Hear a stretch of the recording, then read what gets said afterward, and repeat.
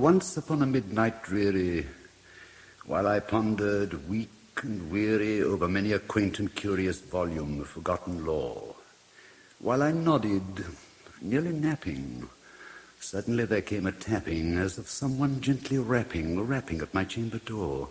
"'Tis some visitor," I muttered, tapping at my chamber door. Only this and nothing more. Distinctly I remember, it was in the bleak December, and each separate dying ember wrought its ghost upon the floor. Eagerly I wished the morrow. Vainly I had sought to borrow from my books surcease of sorrow. Sorrow for the lost Lenore, for the rare and radiant maiden whom the angels name Lenore, nameless here forevermore. The silken, sad, uncertain rustling of each purple curtain thrilled me, filled me with fantastic terrors never felt before, so that now, to still the beating of my heart, I stood repeating, "'Tis some visitor entreating entrance at my chamber door, some late visitor entreating entrance at my chamber door. This it is, and nothing more." Presently my soul grew stronger, hesitating then no longer. "Sir," said I, "or madam, truly your forgiveness I implore, but the fact is I was napping, and so gently you came rapping, and so faintly you came tapping at my chamber door, that I scarce was sure I heard you. Here I opened wide the door." Darkness there, and nothing more. Deep into that darkness peering, long I stood there wondering, fearing, doubting, dreaming dreams no mortal ever dared to dream before. But the silence was unbroken, and the stillness gave no token, and the only word there spoken was the whispered word, "Lenore." This I whispered, and an echo murmured back the word, "Lenore." Merely this, and nothing more. Back into the chamber turning, all my soul within me burning. Soon again I heard a tapping, something louder than before. "Surely," said I, "surely that is something at my window lattice. Let me see then what thereat is, and this mystery explore. Let my heart be still a moment, of this mystery explore. 'Tis the wind and nothing more." Open here I flung the shutter, when with many a flirt and flutter in there stepped a stately raven of the saintly days of yore. Not the least obeisance made he, not a minute stopped or stayed he, but with mien of lord or lady perched above my chamber door. Perched upon the bust of Pallas just above my chamber door. Perched and sat, and nothing more. Then this ebony bird, beguiling my sad fancy into smiling, by the grave and stern decorum of the countenance it wore. "Though thy crest be shorn and shaven, thou," I said, "art sure no craven. Ghastly, grim, and ancient raven, wandering from the nightly shore, tell me what thy lordly name is on the night's Plutonian shore." Quoth the raven, "Nevermore." Much I marvelled this ungainly fowl to hear discourse so plainly, though its answer little meaning, little relevancy bore. For we cannot help agreeing that no living human being ever yet was blessed with seeing bird above his chamber door, bird or beast, upon the sculptured bust above his chamber door, with such name as Nevermore. But the raven, sitting lonely on that placid bust, spoke only that one word, as if his soul in that one word he did outpour.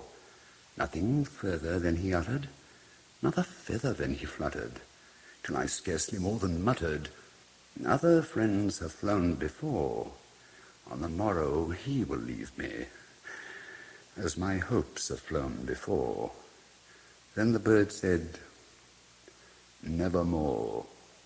Startled at the stillness broken by reply so aptly spoken, "Doubtless," said I, "what it utters is its only stock and store, caught from some unhappy master, whose unmerciful disaster followed fast and followed faster, till his songs one burden bore, till the dirges of his hopes that melancholy burden bore, of never, nevermore." But the raven, still beguiling all my sad soul into smiling, straight I wheeled a cushioned seat in front of bird and bust and door. Then upon the velvet sinking, I betook myself to linking fancy unto fancy, thinking what this ominous bird of yore, what this grim, ungainly, ghastly, gaunt, and ominous bird of yore meant in croaking, nevermore. This I sat engaged in guessing, but no syllable expressing to the fowl, whose fiery eyes now burned into my bosom's core. This and more I sat divining, with my head at ease, reclining on the cushion's velvet lining that the lamplight gloated o'er, but whose velvet violet lining with the lamplight gloating o'er she shall press, nevermore. Then methought the air grew denser, perfumed from an unseen censer swung by seraphim, whose footfalls tinkled on the tufted floor. Wretch, I cried, thy God hath lent thee, by these angels he hath sent thee respite and nepenthe from my memories of Lenore. Quaff, oh quaff this kind nepenthe, and forget this lost Lenore. Quoth the raven, nevermore. Prophet, said I, thing of evil, prophet still, if bird or devil, whether tempter sent or whether tempest tossed thee here ashore, desolate yet all undaunted, on this desert land enchanted, on this home by horror haunted, tell me truly, I implore, is the balm in Gilead? Tell me, I implore. Quoth the raven, nevermore. Prophet, said I, thing of evil, prophet still, if bird or devil, by that heaven that bends above us, by that God we both adore, tell this soul with sorrow laden, if within the distant Aden it shall clasp a sainted maiden whom the angels name Lenore, clasp a rare and radiant maiden whom the angels name Lenore. Quoth the raven, nevermore. Be that word our sign of parting, bird or fiend, I shrieked upstarting. Get thee back into the tempest of the night's Plutonian shore. Leave no black plume as a token of that lie thy soul hath spoken. Leave my loneliness unbroken, quick to bust above my door. Take thy beak from out my heart, and take thy form from off my door. Quoth the raven, nevermore. And the raven, never flitting, still is sitting on the pallid bust of Pallas just above my chamber door, and his eyes of all the seeming of a demon's that is dreaming, and the lamplight o'er him streaming throws his shadow on the floor, and my soul, from out that shadow that lies floating on the floor, shall be lifted nevermore.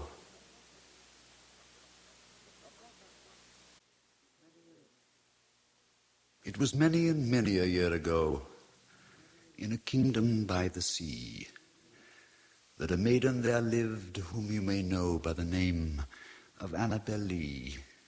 And this maiden, she lived with no other thought than to love and be loved by me. I was a child and she was a child in this kingdom by the sea, but we loved with a love that was more than love, I and my Annabel Lee, with a love that the winged seraphs of heaven coveted her and me.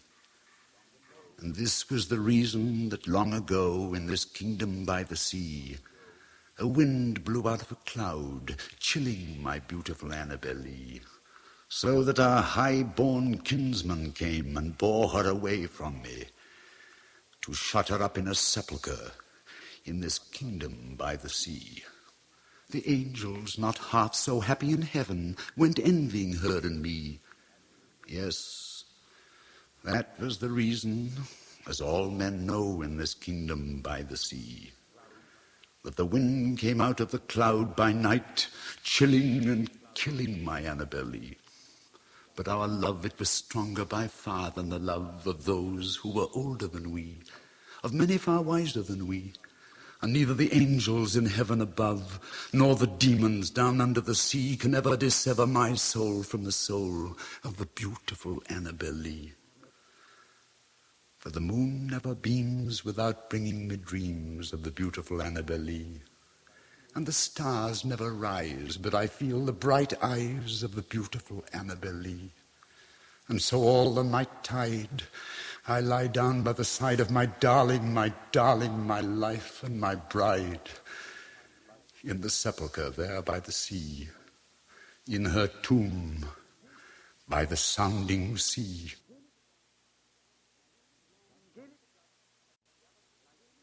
Gaily bedight, a gallant knight in sunshine and in shadow had journeyed long, singing a song in search of Eldorado. But he grew old, this knight so bold, and o'er his heart a shadow fell as he found no spot of ground that looked like Eldorado. And as his strength failed him at length, he met a pilgrim shadow. "Shadow," said he, "where can it be, this land of Eldorado?" "Over the mountains of the moon, down the valley of the shadow. Ride, boldly ride," the shade replied, "if you seek for Eldorado."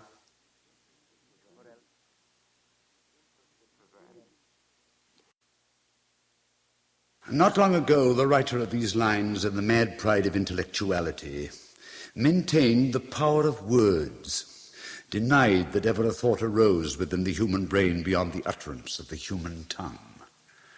And now, as if in mockery of that boast, two words, two foreign soft syllables, Italian tones, made only to be murmured by angels, dreaming in the moonlit dew that hangs like chains of pearl on Hermon Hill, have stirred from out the abysses of his heart unthought-like thoughts that are the souls of thought, richer, far wilder, far diviner visions than even the seraph harper Israfel, who has the sweetest voice of all God's creatures, could hope to utter. And my spells are broken. The pen falls powerless from my shivering hand. With thy dear name as text, though bidden by thee, I cannot write, I cannot speak or think. Alas, I cannot feel, for 'tis not feeling, this standing motionless upon the golden threshold of the wide open gate of dreams, gazing entranced adown the gorgeous vista, and thrilling as I see upon the right, upon the left, and all the way along, amid unpurpled vapors, far away to where the prospect terminates, thee only.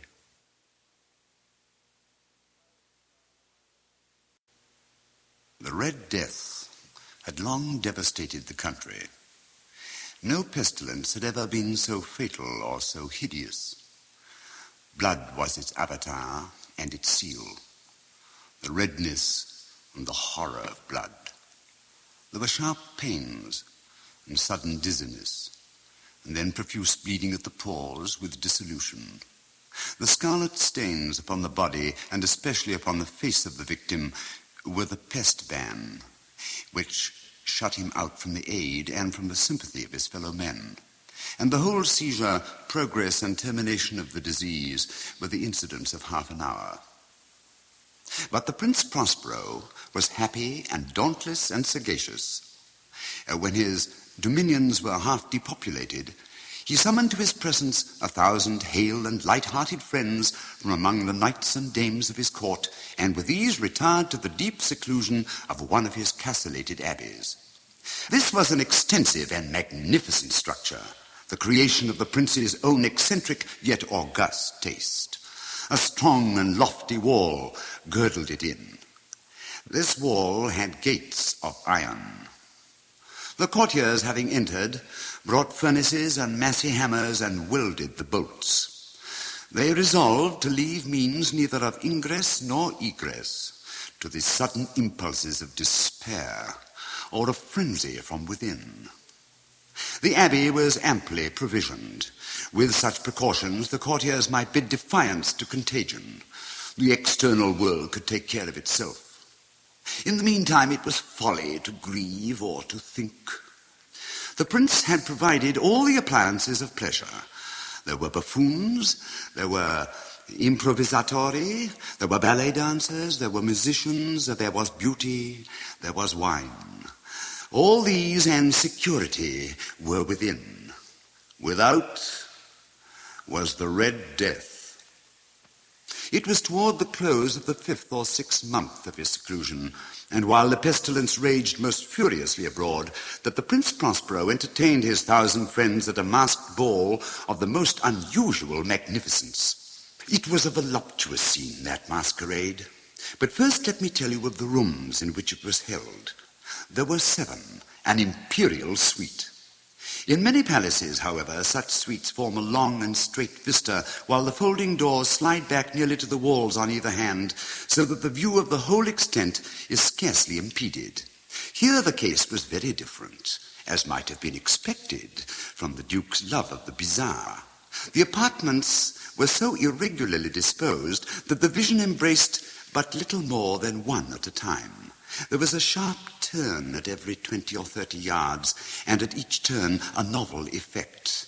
To the right and the left, in the middle of each wall, a tall and narrow Gothic window looked out upon a closed corridor which pursued the windings of the suite. These windows were of stained glass whose color varied in accordance with the prevailing hue of the decorations of the chamber into which it opened. That at the eastern extremity was hung, for example, in blue, and vividly blue were its windows.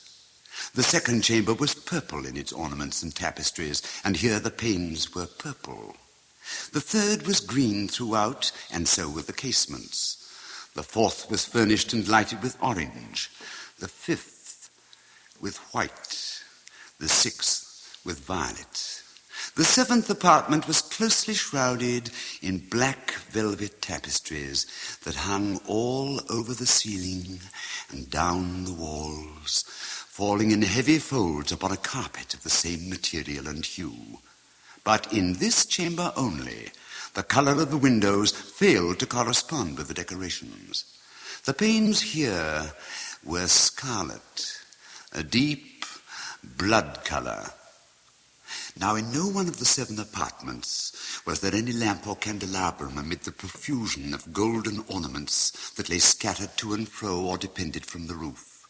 There was no light of any kind emanating from lamp or candle within the suite of chambers.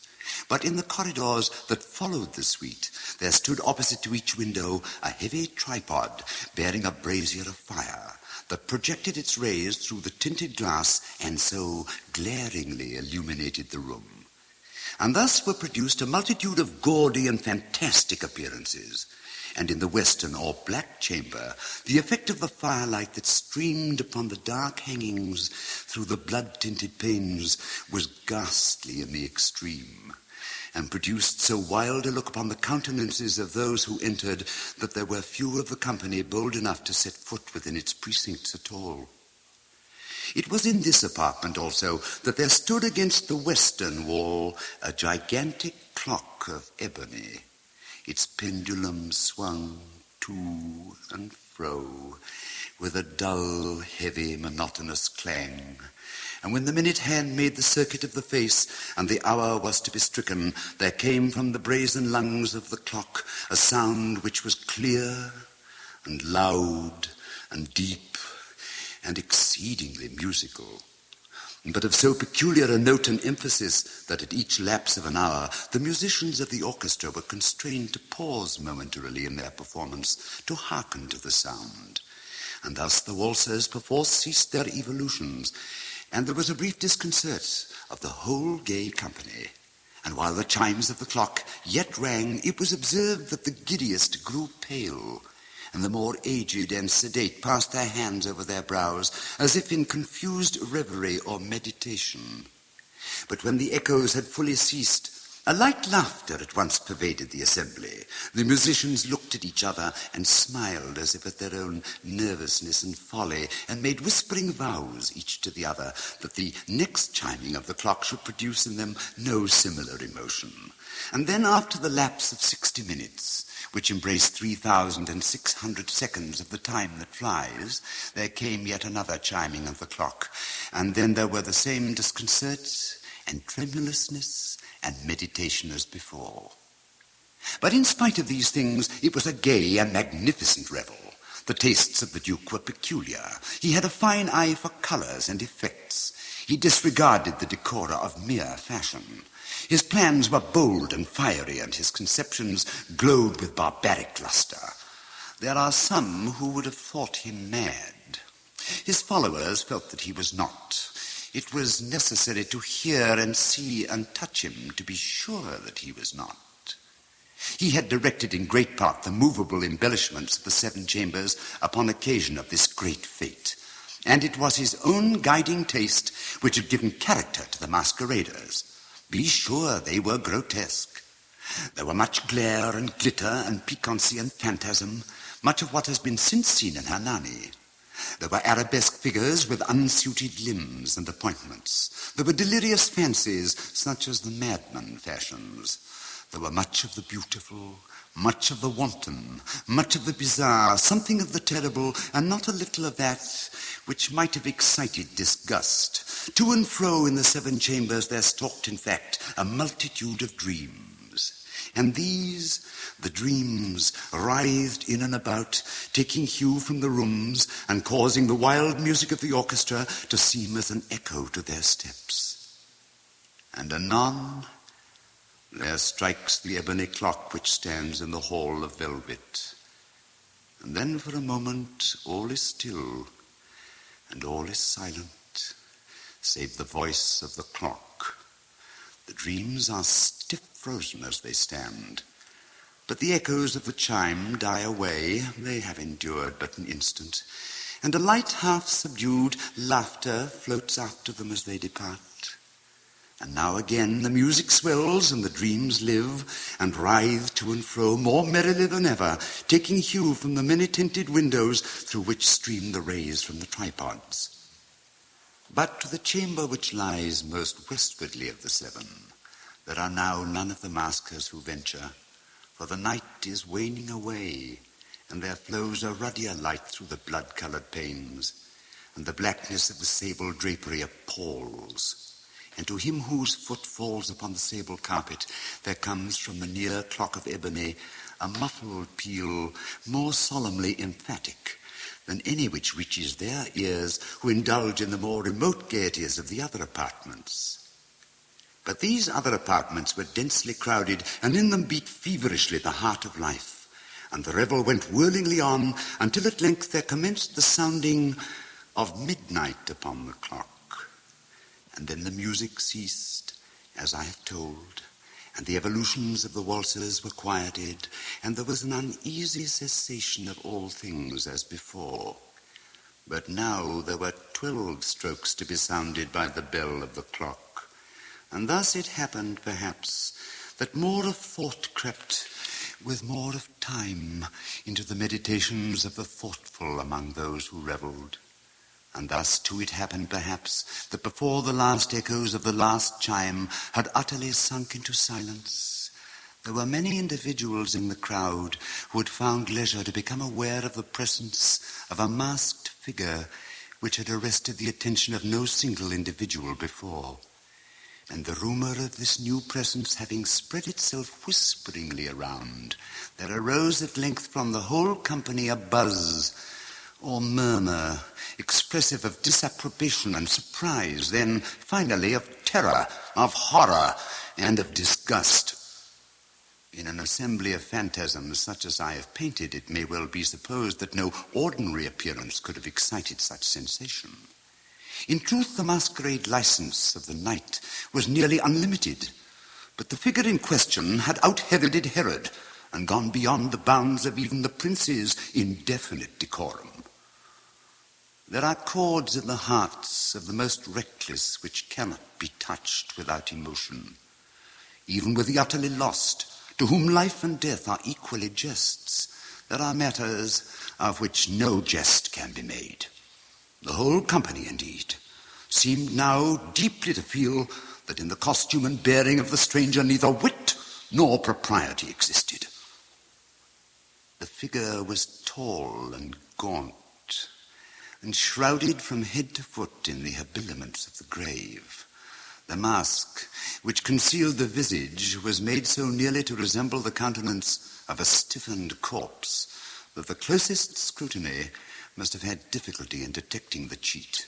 And yet all this might have been endured, if not approved, by the mad revellers around. But the mummer had gone so far as to assume the type of the Red Death. His vesture was dabbled in blood, and his broad brow, with all the features of the face, was besprinkled with the scarlet horror. When the eyes of Prince Prospero fell upon this spectral image, which with a slow and solemn movement, as if more fully to sustain its role, stalked to and fro among the waltzers, he was seen to be convulsed in the first moment with a strong shudder either of terror or distaste, but in the next his brow reddened with rage. "Who dares," he demanded hoarsely of the courtiers who stood near him, "who dares insult us with this blasphemous mockery? Seize him and unmask him, that we may know whom we have to hang at sunrise from the battlements." It was in the eastern or blue chamber in which stood the Prince Prospero as he uttered these words. They rang through the 7 rooms loudly and clearly, for the prince was a bold and robust man, and the music had become hushed at the waving of his hand. It was in the blue room where stood the prince, with a group of pale courtiers by his side. At first, as he spoke, there was a slight rushing movement of this group in the direction of the intruder, who at the moment was also near at hand, and now with deliberate and stately step made closer approach to the speaker. But from a certain nameless awe with which the mad assumptions of the mummer had inspired the whole party, there was found none to put forth hand to seize him, so that unimpeded he passed within a yard of the prince's person, and while the vast assembly, as if with one impulse, shrank from the centre of the rooms to the walls, he made his way uninterruptedly, but with the same solemn and measured step which had distinguished him from the first, through the blue chamber to the purple, through the purple to the green, through the green to the orange, through this again to the white, and even thence to the violet, ere a decided movement had been made to arrest him. It was then, however, that the Prince Prospero, maddening with rage and shame of his own momentary cowardice, rushed hurriedly through the 6 chambers, while none followed him on account of a deadly terror that had seized upon them. He bore aloft a drawn dagger, and had approached in rapid impetuosity to within 3 or 4 feet of the retreating figure, when the latter, having attained the extremity of the velvet apartment, turned suddenly and confronted his pursuer. There was a sharp cry, and the dagger dropped gleaming upon the sable carpet, upon which instantly afterwards fell prostrate in death the Prince Prospero. Then, summoning the wild courage of despair, a throng of revellers at once threw themselves into the black apartment, and seizing the mummer, whose tall figure stood erect and motionless within the shadow of the ebony clock, gasped in unutterable horror at finding the grave cerements and corpse-like mask which they handled with so violent a rudeness, untenanted by any tangible form. And now was acknowledged the presence of the Red Death.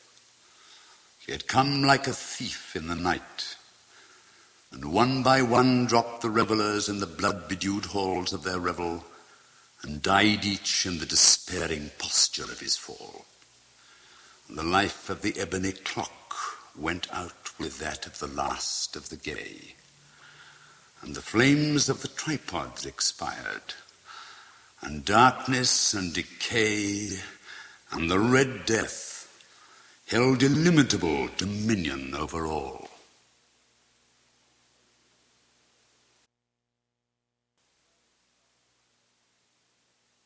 From childhood's hour I have not been as others were. I have not seen as others saw. I could not bring my passions from a common spring. From the same source I have not taken my sorrow. I could not awaken my heart to joy at the same tone. And all I loved alone.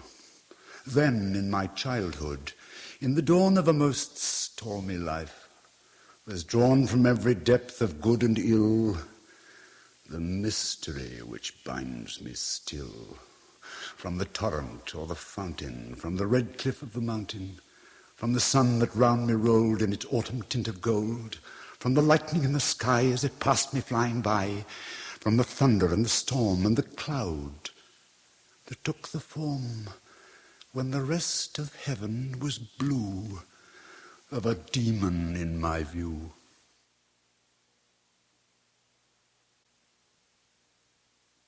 Lo, death has reared himself a throne in a strange city, lying alone far down within the dim west, where the good and the bad and the worst and the best have gone to their eternal rest.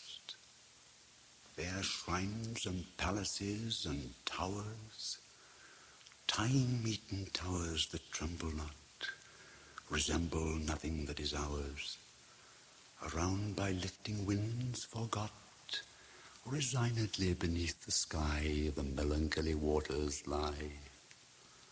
No rays from the holy heaven come down on the long night time of that town, but light from out the lurid sea streams up the turrets silently, gleams up the pinnacles far and free, up domes, up spires, up kingly halls, up fanes, up Babylon-like walls, up shadowy long-forgotten bowers of sculptured ivy and stone flowers, up many and many a marvelous shrine whose wreathed friezes intertwine the viol, the violet and the vine.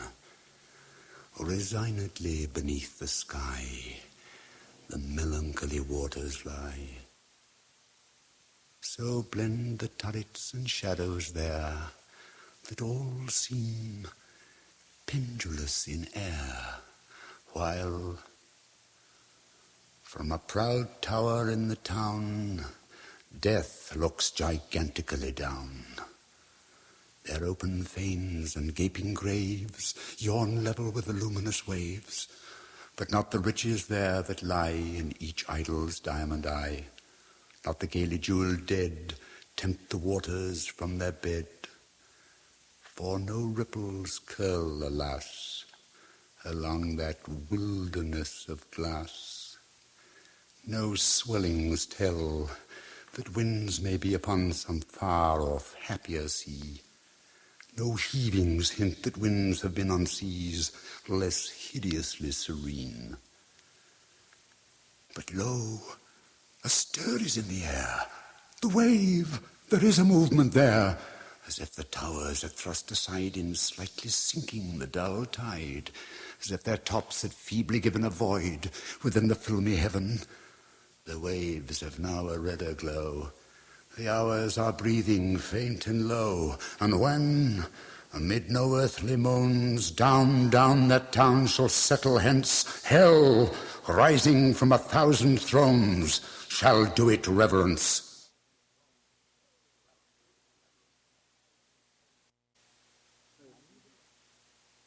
For the most wild yet most homely narrative which I am about to pen, I neither expect nor solicit belief.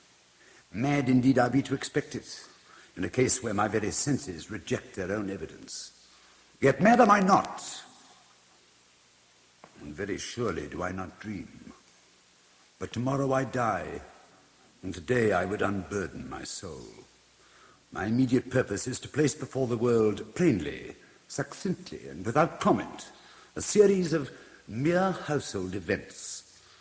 In their consequences, these events have terrified, have tortured, have destroyed me. Yet I will not attempt to expound them.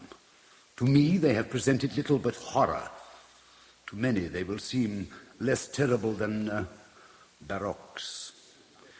Hereafter perhaps some intellect may be found which will reduce my phantasm to the commonplace, some intellect more calm, more logical, and far less excitable than my own, which will perceive in the circumstances I detail with awe nothing more than an ordinary succession of very natural causes and effects.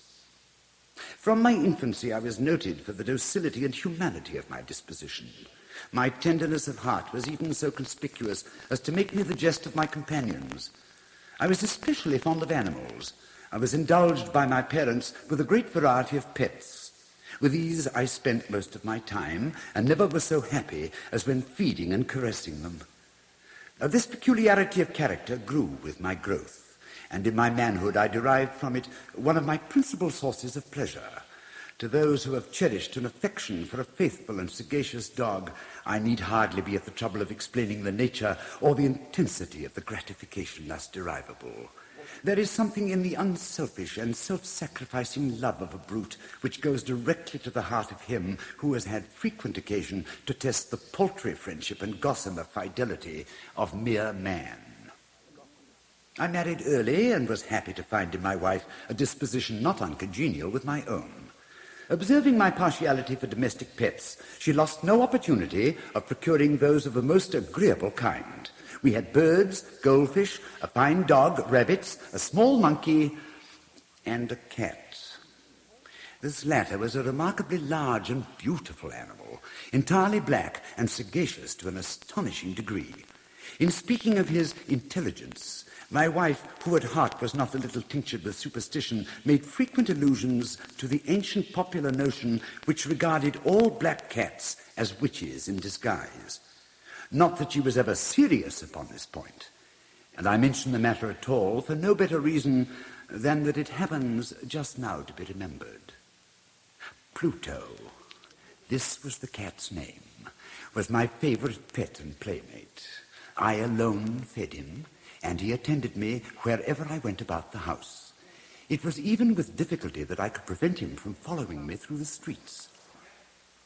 Our friendship lasted in this manner for several years, during which my general temperament and character, through the instrumentality of the fiend intemperance, had, I blush to confess it, experienced a radical alteration for the worse. I grew day by day more moody, more irritable, more regardless of the feelings of others. I suffered myself to use intemperate language to my wife. At length I even offered her personal violence. My pets, of course, were made to feel the change in my disposition. I not only neglected but ill-used them. For Pluto, however, I still retained sufficient regard to restrain me from maltreating him, as I made no scruple of maltreating the rabbits, the monkey, or even the dog, when by accident or through affection they came in my way. But my disease grew upon me. For what disease is like alcohol? And at length even Pluto, who was now becoming old and consequently somewhat peevish, even Pluto began to experience the effects of my ill temper. One night, returning home much intoxicated from one of my haunts about town, I fancied that the cat avoided my presence. I seized him, when in his fright at my violence he inflicted a slight wound upon my hand with his teeth. The fury of a demon instantly possessed me. I knew myself no longer. My original soul seemed at once to take its flight from my body, and a more than fiendish malevolence, gin-nurtured, thrilled every fibre of my frame. I took from my waistcoat pocket a penknife, opened it, grasped the poor beast by the throat, and deliberately cut one of its eyes from the socket. I blush, I burn, I shudder when I pen the damnable atrocity. When reason returned with the morning, when I'd slept off the fumes of the night's debauch, I experienced a sentiment half of horror, half of remorse for the crime of which I had been guilty. But it was at best a feeble and equivocal feeling, and the soul remained untouched. I again plunged into excess and soon drowned in wine all memory of the deed. In the meantime, the cat slowly recovered. The socket of the lost eye presented, it is true, a frightful appearance, but he no longer appeared to suffer any pain. He went about the house as usual, but as might be expected, fled in extreme terror at my approach. I had so much of my old heart left as to be at first grieved by this evident dislike on the part of a creature which had once so loved me.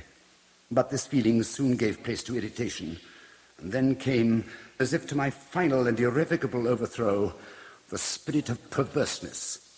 Of this spirit philosophy takes no account.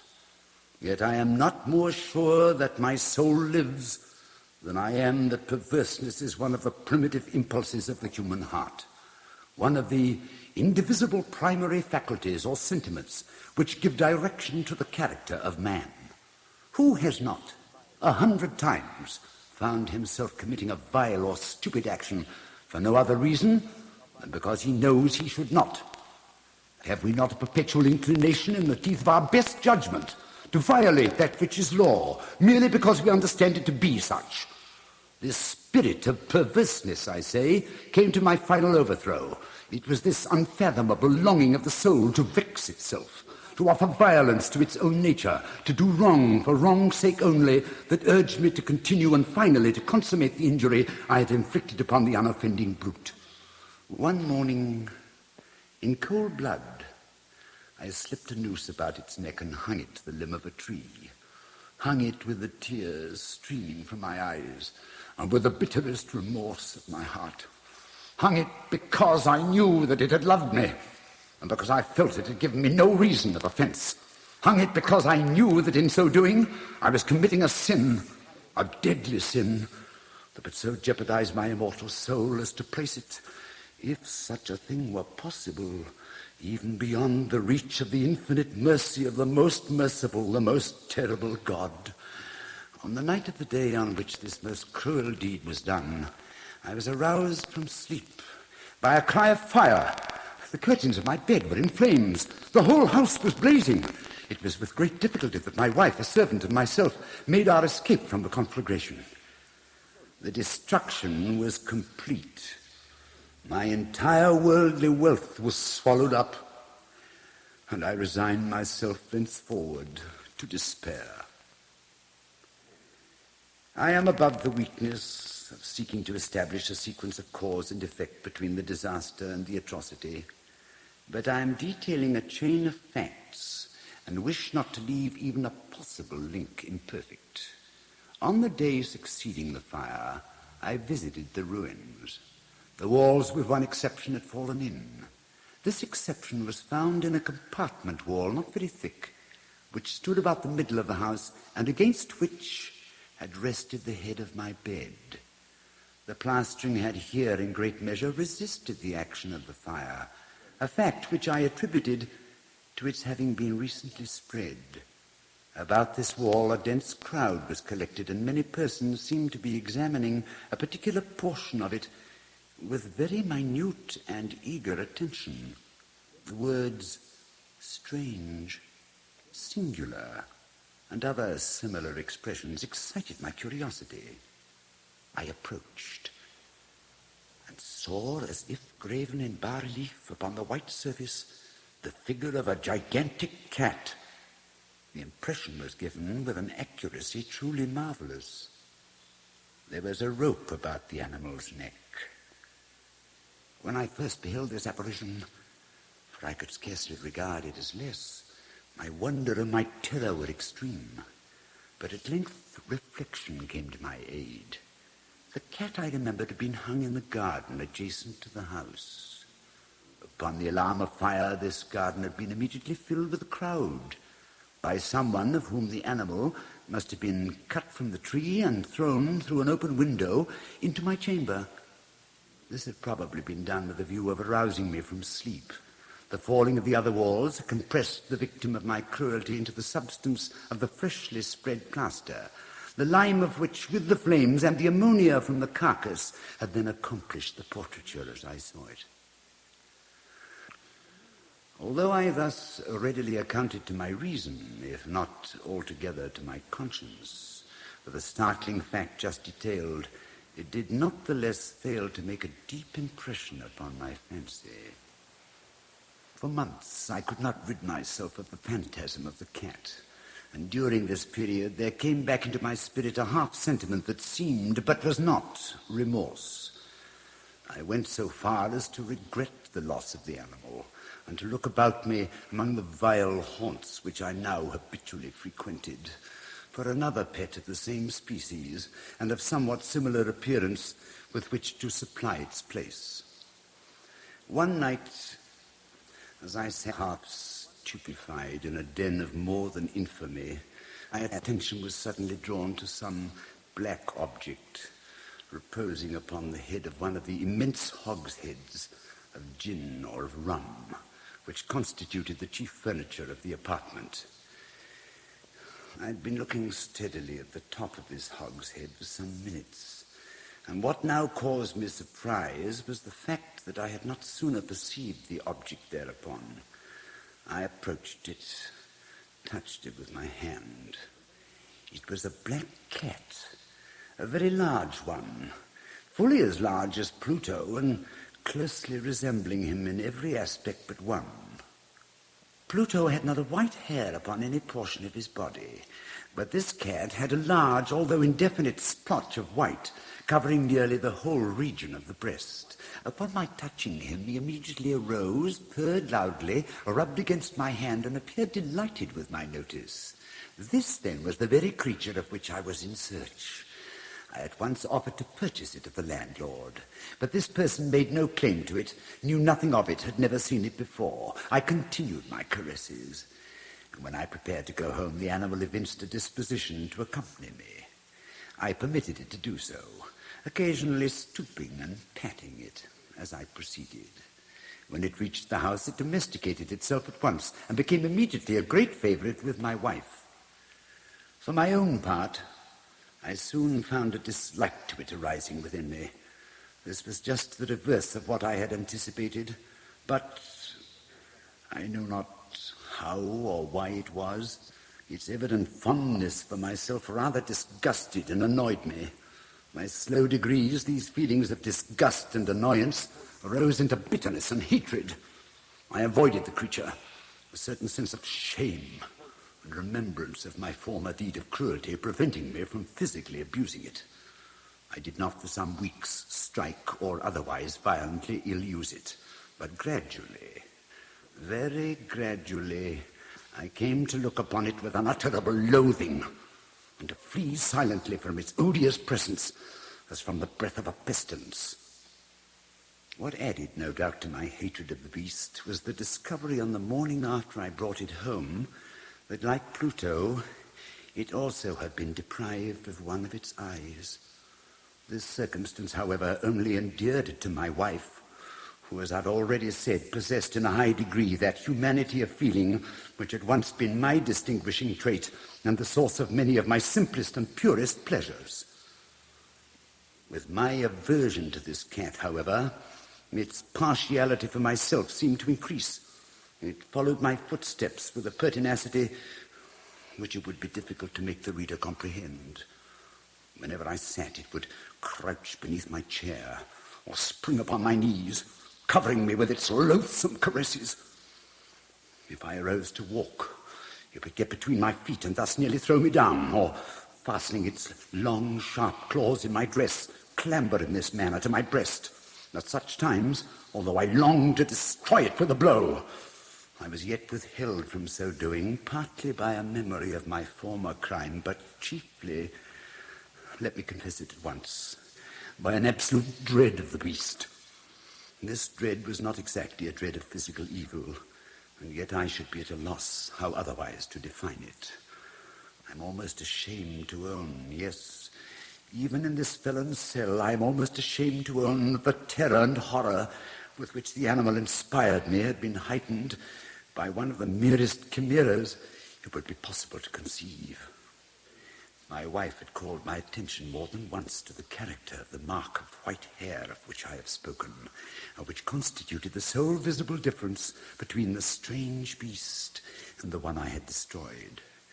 The reader will remember that this mark, although large, had been originally very indefinite, but by slow degrees nearly imperceptible, and which for a long time my reason struggled to reject as fanciful, it had at length assumed a rigorous distinctness of outline. It was now the representation of an object that I shudder to name. And for this above all I loathed and dreaded, and would rid myself of the monster had I dared. It was now, I say, the image of a hideous, of a ghastly thing, of the gallows. Oh, mournful and terrible engine of horror and of crime, of agony and of death. And now I was indeed wretched beyond the wretchedness of mere humanity. A brute beast, whose fellow I had contemptuously destroyed. A brute beast, to work out for me, a man fashioned in the image of the high God. So much of insufferable woe. Alas, neither by day nor by night knew I the blessing of rest any more.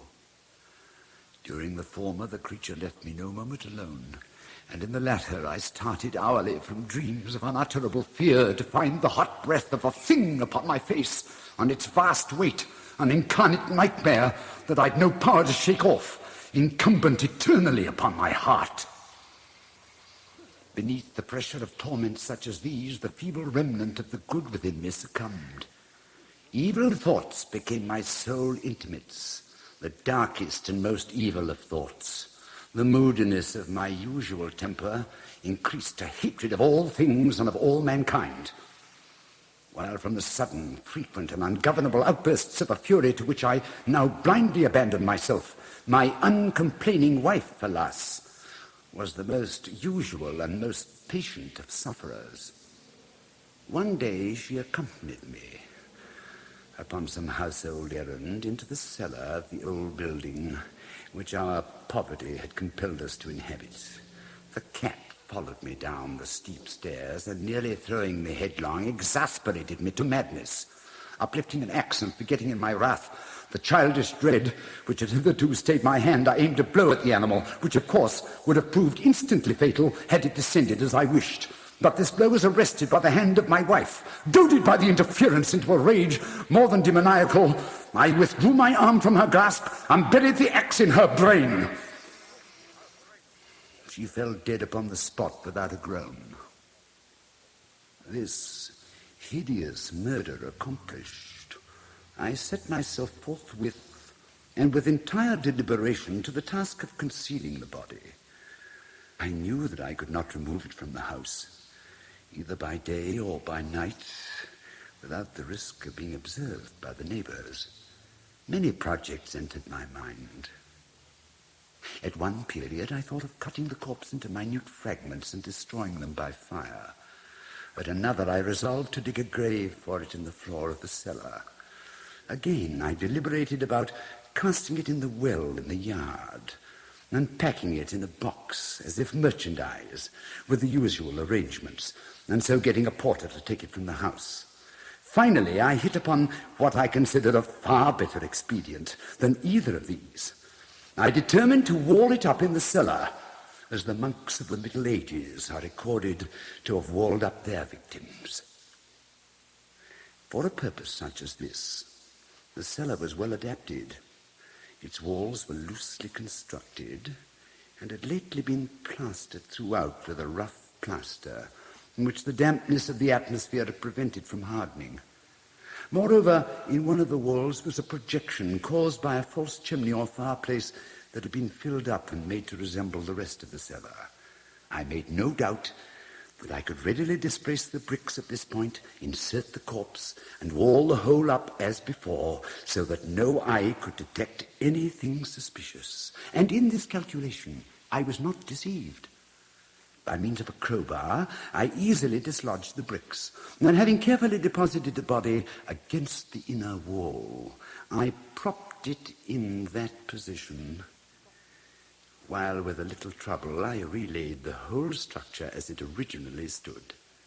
And having procured mortar, sand, and hair, with every possible precaution, I prepared a plaster which could not be distinguished from the old, and with this I very carefully went over the new brickwork, When I'd finished, I felt satisfied that all was right. The wall did not present the slightest appearance of having been disturbed. The rubbish on the floor was picked up with the minutest care. I looked around triumphantly and said to myself, "Here at least, then, my labor has not been in vain."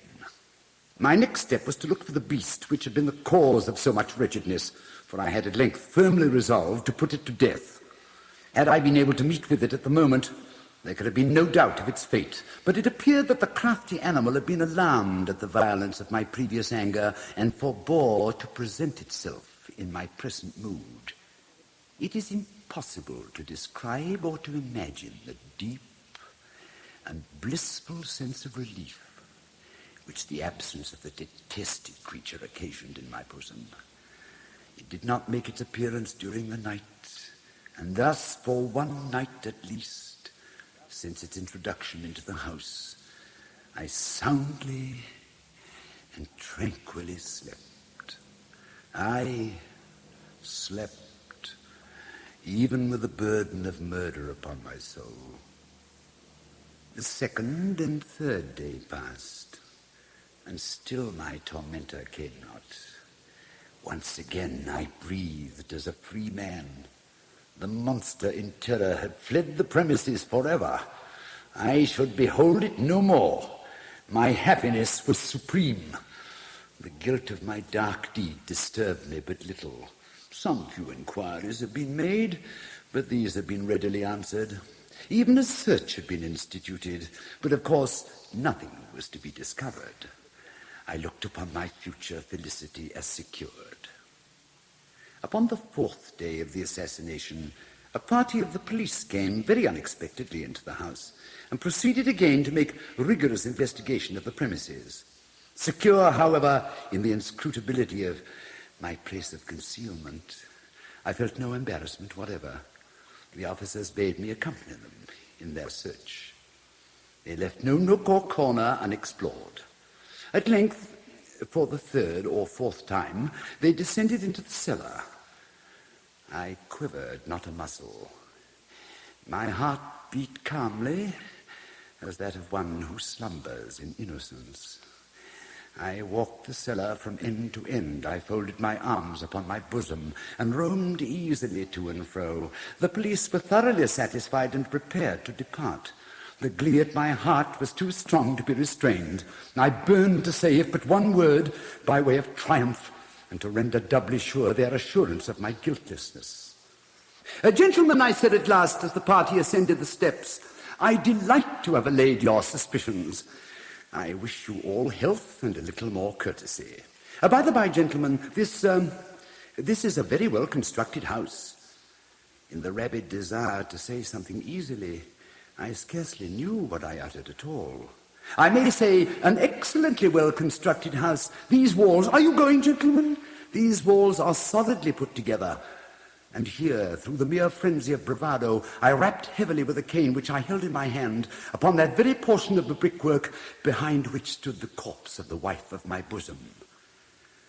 But may God shield and deliver me from the fangs of the arch-fiend! No sooner had the reverberation of my blows sunk into silence than I was answered by a voice from within the tomb, by a cry, at first muffled and broken, like the sobbing of a child, and then quickly swelling into one long, loud, and continuous scream, utterly anomalous and inhuman, a howl, a wailing shriek, half of horror and half of triumph, such as might have arisen only out of hell, conjointly from the throats of the damned in their agony and of the demons that exult in their damnation. Of my own thoughts, it is folly to speak. Swooning, I staggered to the opposite wall. For one instant, the party on the stairs remained motionless, through extremity of terror and awe. In the next, a dozen stout arms were toiling at the wall. It fell bodily. The corpse, already greatly decayed and clotted with gore, stood erect before the eyes of the spectators. Upon its head, With red, extended mouth and solitary eye of fire, sat the hideous beast whose craft had seduced me into murder, and whose informing voice had consigned me to the hangman. I had walled the monster up within the tomb.